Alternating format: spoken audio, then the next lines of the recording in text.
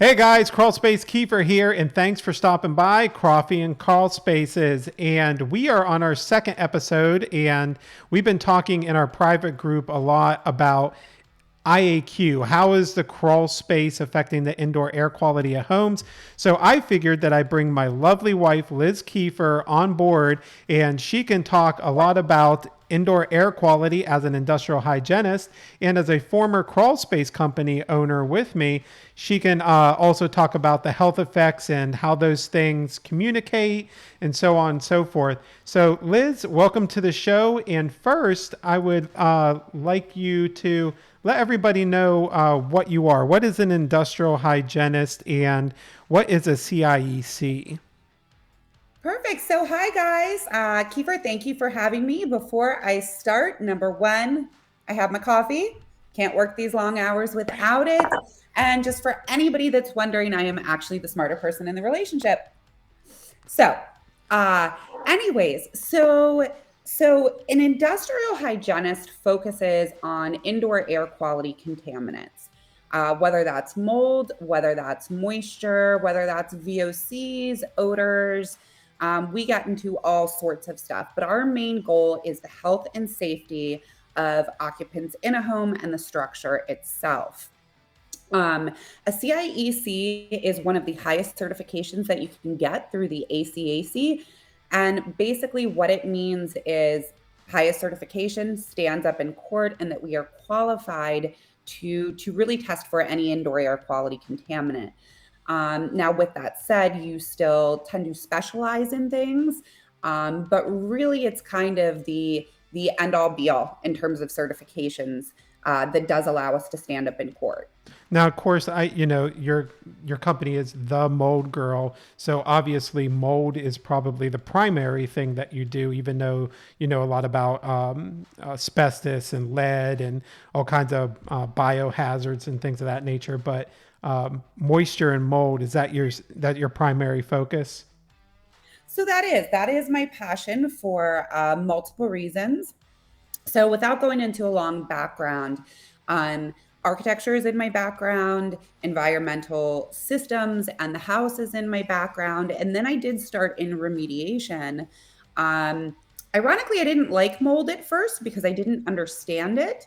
But then when I realized that all mold comes from moisture and it was semi simplified, I began to fall in love with it.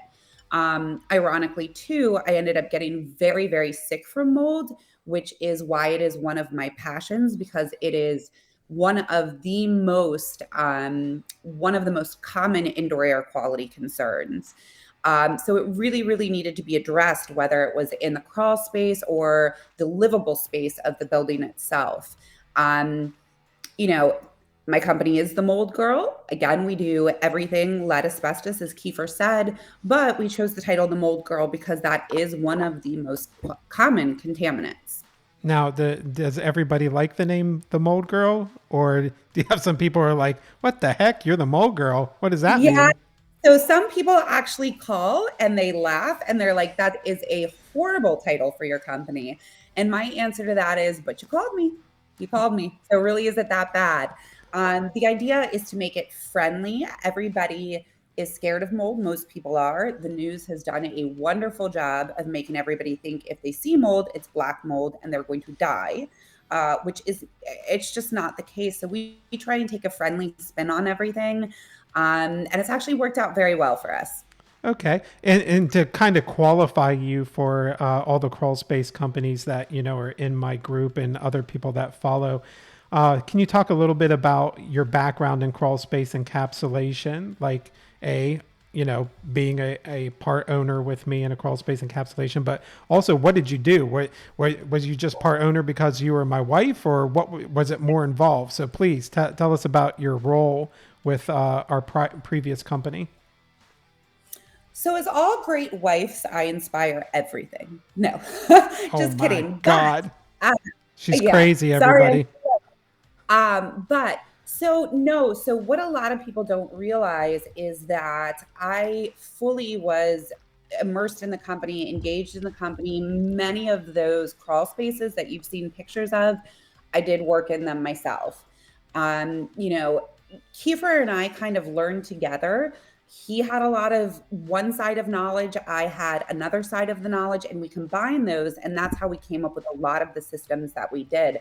So I have done everything in crawl spaces, from the drainage to the vapor barrier, to the remediation of everything.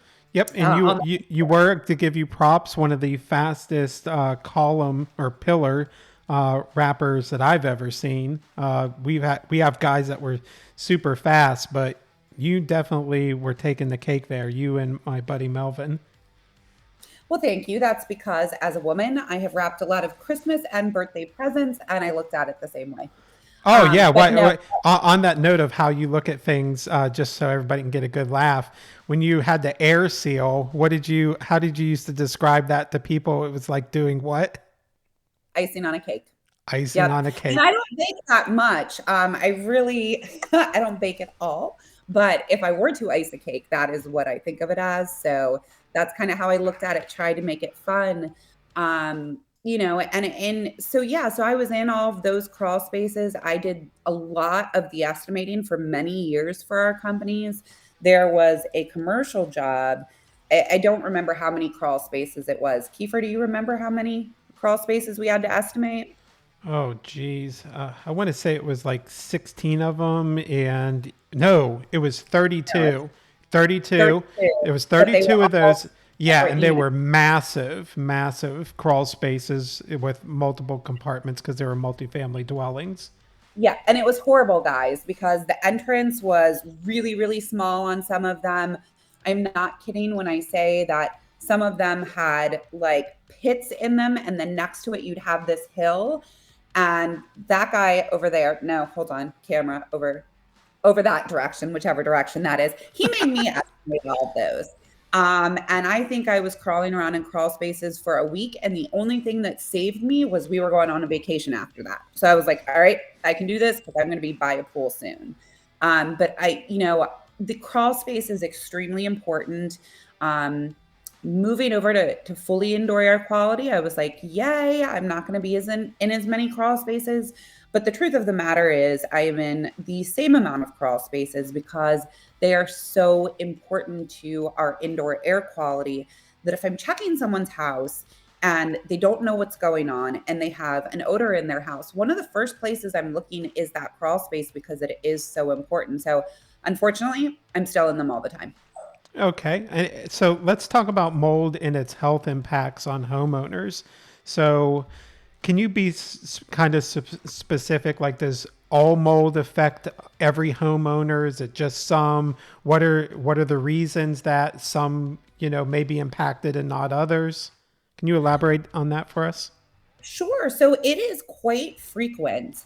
I would actually say 95% of the time, the calls I get, the mold is affecting one person in the house and no one else. Sometimes you might get two people in the house that are being affected, but rarely do we have everybody in a house affected by mold.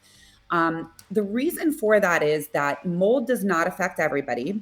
Mold affects people differently. If it does affect them, they have different symptoms. There's over 175, I think, symptoms for mold. So one person might have a cold and allergy symptoms. Another person might be getting a headache. So it's very hard to piece together. And that's some of the frustration with doctors. But it all depends on your immune system, what markers you have that could potentially make you more susceptible to mold.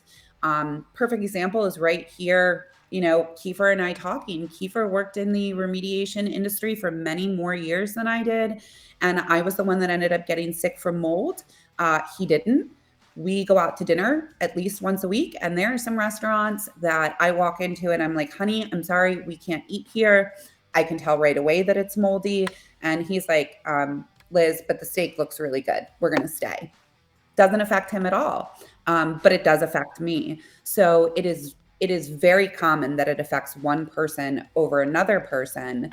And then when we go down further into species, there's multiple things that can affect a person from mold. It can be the spores themselves. Different species will have different effects on people.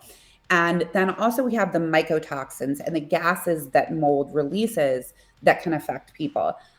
That's a huge thing in the crawl spaces because of the stack effect in the house. So even if there isn't direct communication or the spores aren't coming up to the living level, the MVOCs, the mycotoxins, the gases that the mold is releasing while growing absolutely can travel up into the house. And that in itself can get people very, very sick. So again, I have to be honest, there's a lot of houses that I go in their crawl space, there's mold in their crawl space. We test their house. There's no mold spores per se in their house, but they're still getting sick from the mold in their crawl space from the gases that the mold is releasing when it's growing. Gotcha, gotcha. All right. So black mold, is that does that matter or does it not matter what color the mold is? It truly does not matter what color the mold is. Again, the news has made everybody scared to death of black molds. But number one, black mold's not always black. There are molds that are, different species, Aspergillus, Penicillium, those can be black as well. It all depends what the mold is feeding off of when it's growing. That helps determine what color it is. And so, number one, we can't pay attention to color. We can't look at something and say, that's black mold. Black mold is Stachybotrys, that's its proper name. And it usually comes from water damage. So we pay more attention not to the color, but the ecological niche to determine what type of mold it is before we get the test results. But truly, it doesn't matter what species it is. Black mold does have, or Stachybotrys does have the potential to make people very sick with long-term effects. But I'll tell you, the most common molds, Aspergillus and Penicillium, those I see more people getting sick from that because number one, it's a more prevalent species. Number two, it is a lighter species and a smaller species. So it can travel very easily into our lungs. And then to kind of put the icing on the cake, it loves the temperature of our body. So then it can grow. Give me 1 second. This just switched off, guys. Not sure that was my phone ringing. Sorry for the disconnection. I've got great marketing, so my phone doesn't stop. Uh, anyway, so the species really doesn't make a difference, and people focus too much on this idea of black mold when really any species of mold does have the potential to make us sick. And what's the main cause of the mold growing in the crawl spaces that you're going down into? So I would say it's hard to narrow it down into one. It's pretty much two things. Number one, it is groundwater intrusion. The area that we live in, they are backfilling marshes, building houses on it, and we just have incredibly wet soil. So number one, you've got moisture wicking up from the ground that's adding to the relative humidity. Number two is just the sheer relative humidity in this area. You know, Part of the reason I moved to Charleston is the mold, relative humidity. I like Spanish moss and palm trees, but this is also a great place for mold. And it truly is just if you've got an open vent crawl space, the relative humidity from outside is coming in. Temperatures dropping in the crawl space. So we have all sorts of condensation on mechanicals, and it just creates this moist mess that turns around and is the perfect breeding ground for mold. Okay, great, great. So, should for all the non-contractors that are watching this show on YouTube, would you recommend having a crawl space with open vents, or that they should be sealed off? So definitely for the majority of the homes, they should be sealed off. I would say that construction pre 1970, there are a few houses that I go into that they don't have any insulation, they don't have a vapor barrier. They just used a different type of wood then. It was more dense, it was more solid, much higher quality. Perhaps those can get away with being an open crawl space. If it was built in 65 and we don't have any issues, why turn around and mess with the structure at that point? But newer construction, absolutely, the majority of the homes should be encapsulated. We should be closing off vents. We should do some level of vapor barrier, whether some houses can have it just across the ground, whether the majority of them need it up the walls as well. That really depends on the house, but the majority of the houses do need closed vents, some sort of vapor barrier, and then most important, a dehumidifier put in there. Right, right. And when you say some sort of vapor barrier, is that just haphazardly laid on the ground? Are we talking about wrapping the pillars and the walls and sealing it like a true encapsulation? Yeah, and so again, it depends on the house, the land that it's built on, but definitely we don't really want a haphazard vapor barrier, one that's just thrown on the ground, wrinkled, because that's truly not doing any good and potentially can do more harm. If we do have any type of moisture in the crawl space, water intrusion, if you don't have a proper vapor barrier, you're now just putting that water on top of the vapor barrier. And instead of it being allowed to go into the ground, it's stuck there. It's creating more problems. So when I say some level of vapor barrier, some level of professionally installed vapor barrier. Yes, Um, running up the walls, sealed completely. Yeah. Correct. And that's another good point. The sealing of the vapor barrier is extremely important because I go into a lot of crawl spaces. Homeowners are like, don't worry, you don't need a Tyvek going in there. We just had it encapsulated. I kind of cringe a lot of time when I hear that because I'm like, betcha it's not done perfectly. And one of the first things I do when I go in there is go up to where the vapor barrier is supposed to be seamed against the wall and try and stick my hand behind it. And I see so many companies that just pin it up the vapor barrier, and then we've got these huge gaps that I can put my hand in. That's doing us no good. And that's actually just directing the moisture to one specific spot, and it'll rot out the rim band in that area. So we really, really, really need to seal everything properly, or we're just directing the moisture through where we haven't sealed. Yep, yep. That's a great point. So, one of the other big questions that comes up with crawl space encapsulation, and as an industrial hygienist, I want to get your perspective on it.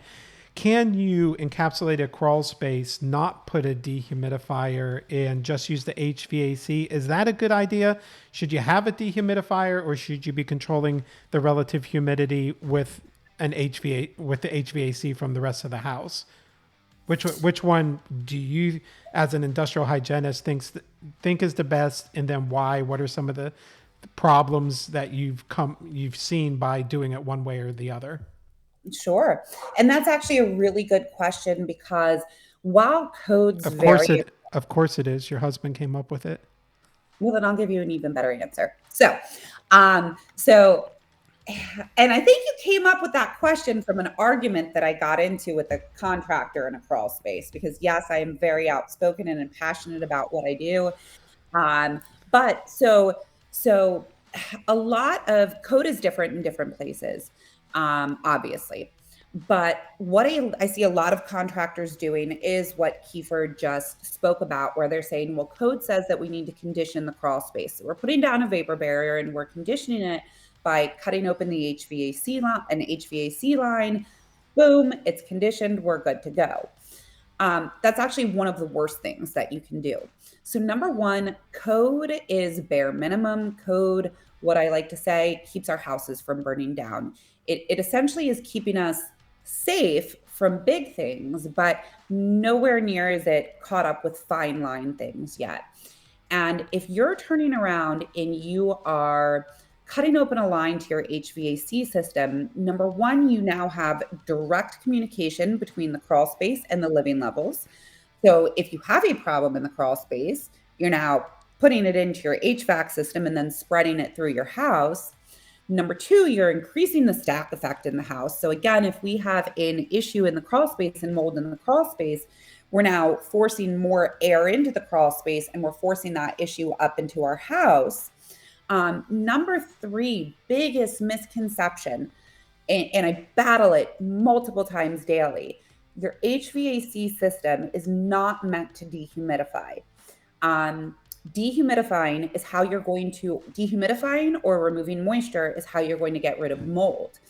So your HVAC system is meant to keep you hot and cold. Can it dehumidify?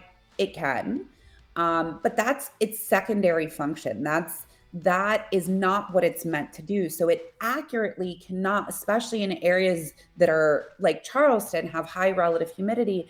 It's not going to do a good enough job of removing the moisture from the air enough to keep mold from growing. So we're adding air that's not helping, that's probably going to make potentially more mold grow. And now we're pushing it up into our house through the stack effect, and we're introducing it into our HVAC system. Yeah. Now back, if you remember, and I don't know if you still see it down here, but back up in Delaware, Maryland, Virginia, when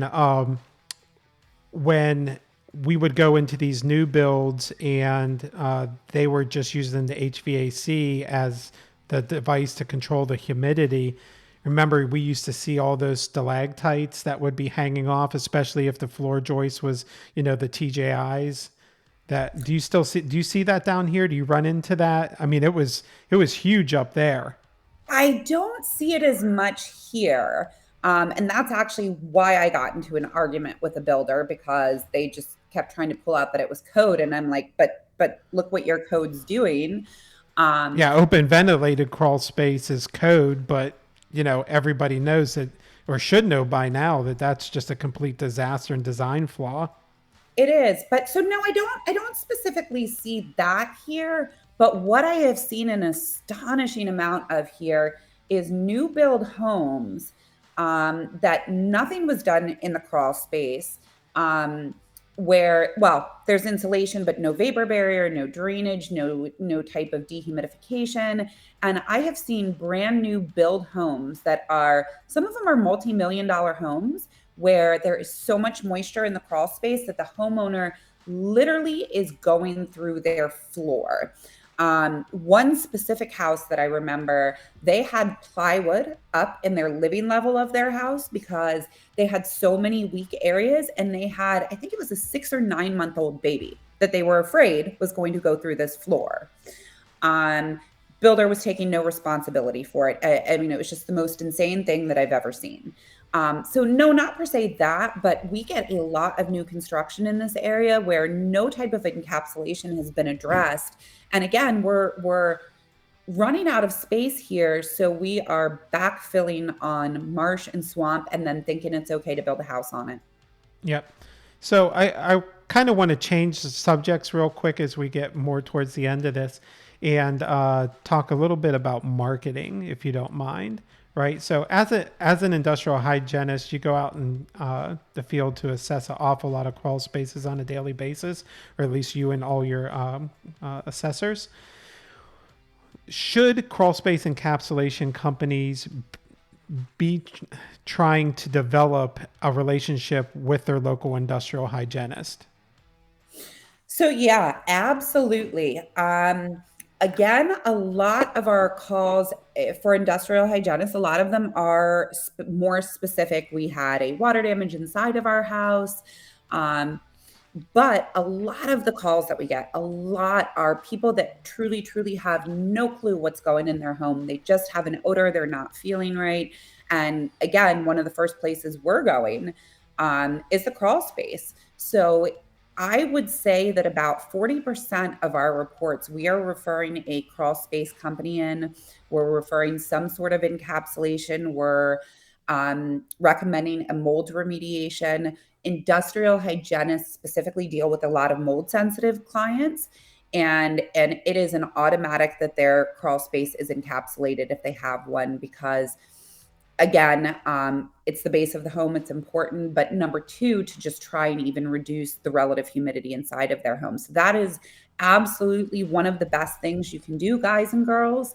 Go out there, find out who's doing mold testing, find out who your industrial hygienists are, build a relationship with them.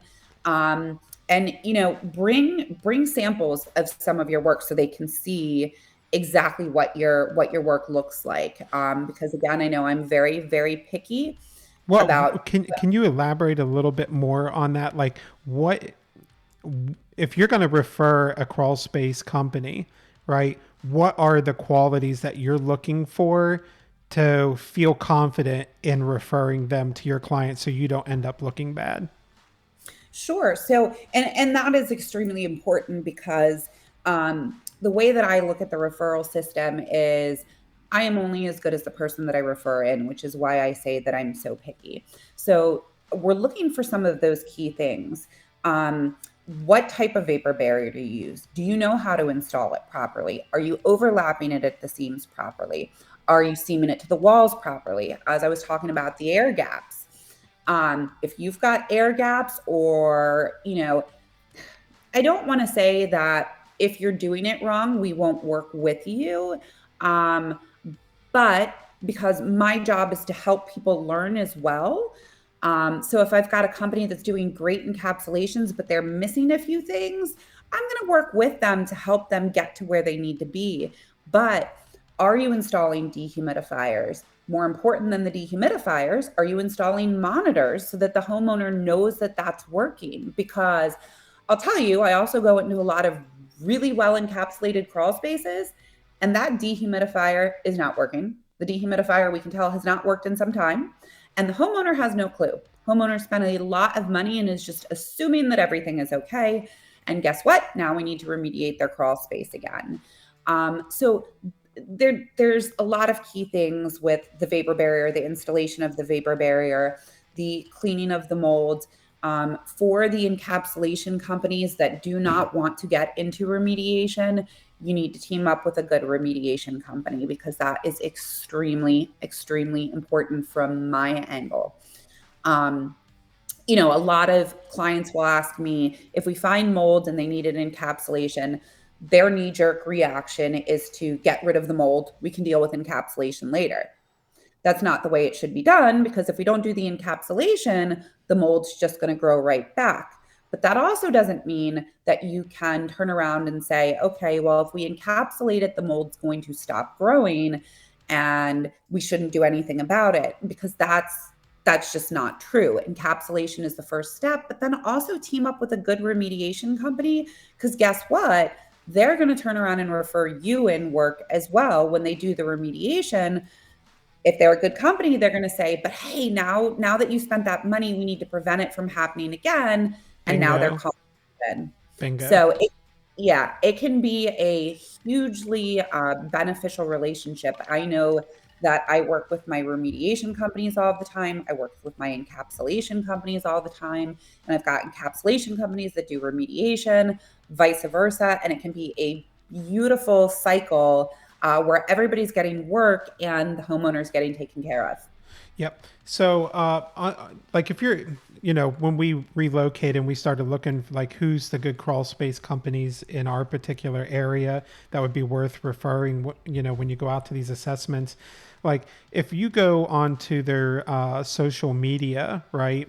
Say you go to their Facebook page for a company and they have just some stock photos, to show off, and they're not showing their actual work. Yeah, exactly. Like as soon as I started saying it, you're not going to want to refer them, right? You want to see people actually showing off their jobs from beginning to end, right? Here's the befores, here's the afters. The more of those photos, the more confidence that you have with those types of companies, right?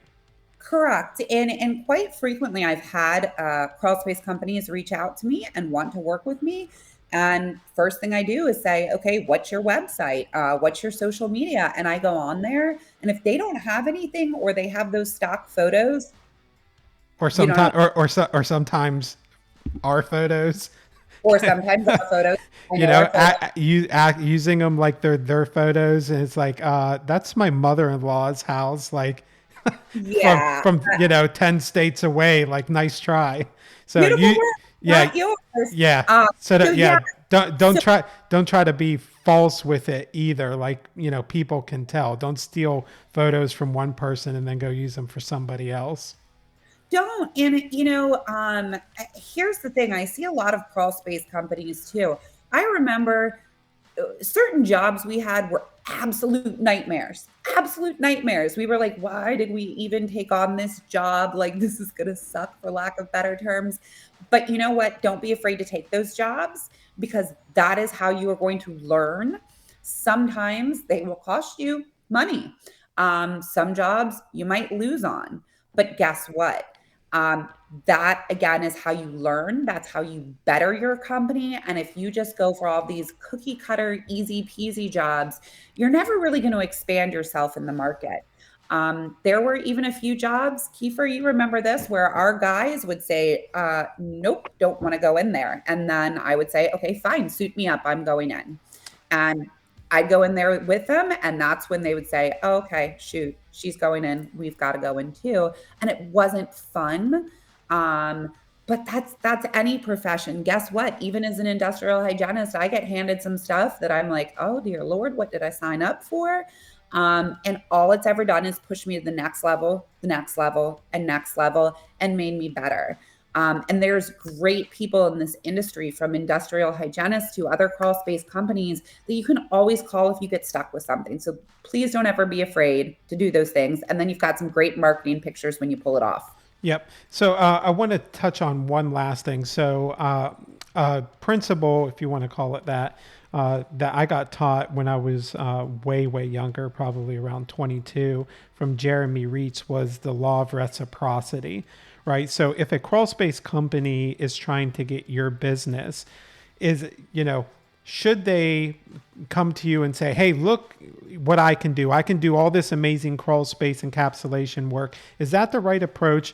Or is it turning around and then they go down into the crawl space, they see that there's mold there. Industry standard says that the person writing the scope should be separate from the other person. And we're in the real world, so we understand that. But if the crawl space companies are calling their local industrial hygienist and giving them work, right, that without asking for anything in return for a while, right? Using you as an example, I turn around, you don't know me, I have my crawl space business. I start calling you and giving you all this mold protocol work to turn around and write, and then oversee that job and do a PRV when we're finished. If you're getting all that work from me at the end, do you start feeling at some point like, wow, I'm getting so much work from these guys, I really got to figure out how I can start pushing work to them? The law of reciprocity starts kicking in. Is that stronger than to just, the approach of, hey, I'm ABC crawl space company, here's what I can do for you, give me all your work? Yeah, absolutely. And I don't like to admit it, but I did learn that from you. And it's true. As a industrial hygienist, I have had many companies come after me to work with them. And I've had people say, let's go to hockey games, let's go out to dinner. I mean, pretty much given me stuff to have me work with them. Um, I'm so busy, none of that made a difference to me. When they start giving me work is when I'm like, yep, got to give it back. Again, that's only if they're doing quality work, if they're a qualified company. But yeah, it takes time. But I would say the companies that are slowly giving me leads, slowly giving me leads, slowly giving me leads, I absolutely, if they're qualified, I'm going to start giving them back. And the industrial hygienist absolutely does have huge referring power, huge referring power. So always put your foot out there first, give to them, and eventually you will get it back. Right, as in with any business, if you're gonna market to anybody that you want them to give you work to build your business, first figure out how you can help them build their business. So if you take your needs out of the equation, focus on their needs, it will come back tenfold every time. Absolutely. All right. Absolutely.